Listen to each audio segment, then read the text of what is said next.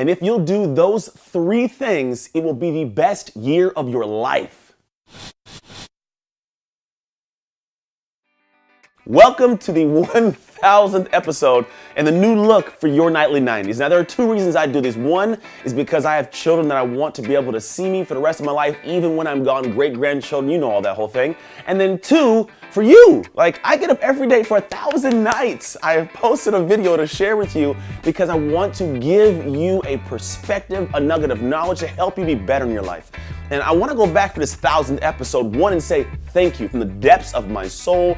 Thank you for tuning in. Now, if you're a person that's brand new, maybe you don't know about my past, you haven't really kind of seen much of what I do, but here's what I want you to know about me. Like, there's a story and a reason as to why I do this. At 3 years old, my life started in a place where you might have experienced of feeling less than, feeling small, feeling stuck, feeling lost, like without power. And this is how I felt the first moment of my life when my mom gave me away into foster care.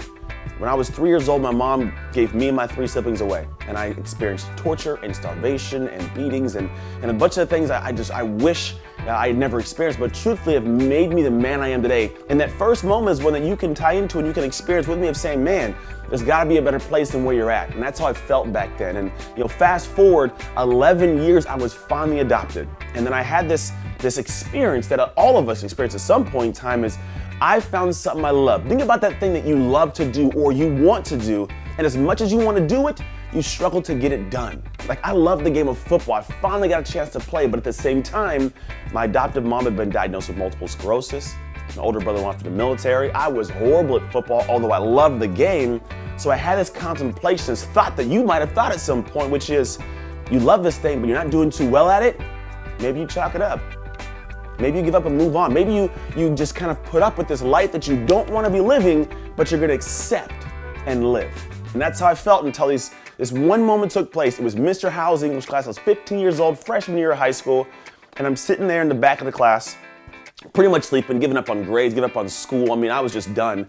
And these 2 girls are sitting next to me, and one girl says to the other girl, well, the reason I'm so bad is because I'm in foster care.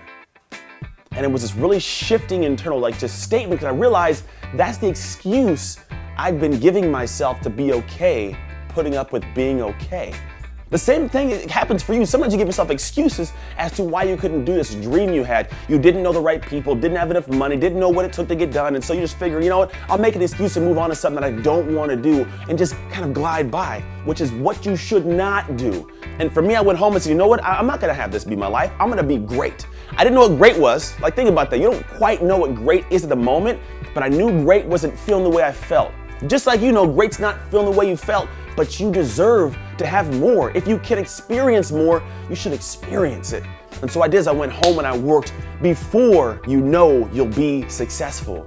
You gotta grind before you know you'll be successful. And I did that. It helped me push on to get a college football scholarship, play in the NFL, come home and open a gym, consult and be a multi-6-figure consultant. I've traveled the world and spoke. I do so many cool things. I've been able to speak on thousands of stages. Like, it's incredible the things I can do online and offline. And so for me, it's like I now get to give back. And I realized what happened was I got to this third moment.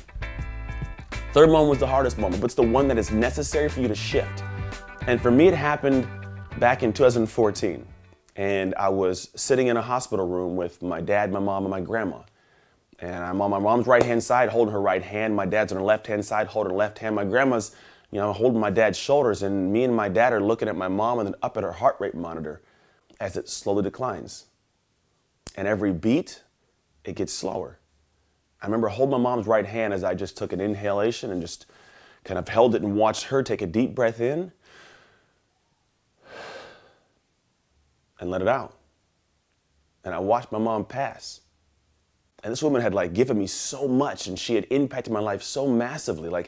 I was just this bad little foster kid, and she brought this kid in, adopted me, and gave me love, and I wasn't her blood. That's a big piece.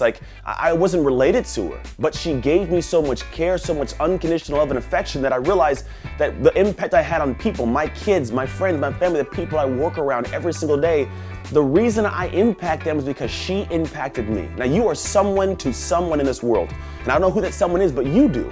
And they look up to you, and you impact them.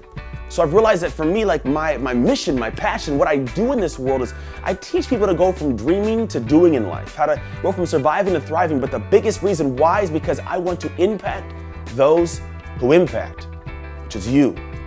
And in my life, I look back on the days I've had so far and how much more I have ahead of me. And I realize this one thing is realistic. My mom passed at 47. And that tells me that the sad truth is there's a possibility that as fast as your life has gone to now, you may be on this planet less time than you've already been here. And if you think about how short that could be and how short it might feel, you have a mission and a vision inside your heart to bring out, and you don't have time to waste doing it. And I want to help you bring that thing out. Now, how I'll do it? I'm going to share videos and ideas and thoughts and programs I teach, I coach, and I can't wait to bring more of that to the world and expand out so I can impact you, because you impact people. Now, I just, honestly, I love the moments I get to share with my life and my friends, my family, and people like yourself, and I want to create more of those, and I want you to create more of those. And the way you do it is simply by learning what it means to trust your hustle. Now, there are 3 distinct steps to do that. You have to first see, then sacrifice, and then sustain. See the areas that you have that are holding you back and what you need to work on, and then the aspirations you could have, the hopeful areas. Then sacrifice. What will you sacrifice to get the success you want and you know you deserve? And 3, how to sustain that. And you're going to see an entire company of Trust Your Hustle open it up and bring it to you in an amazing way. So stay tuned.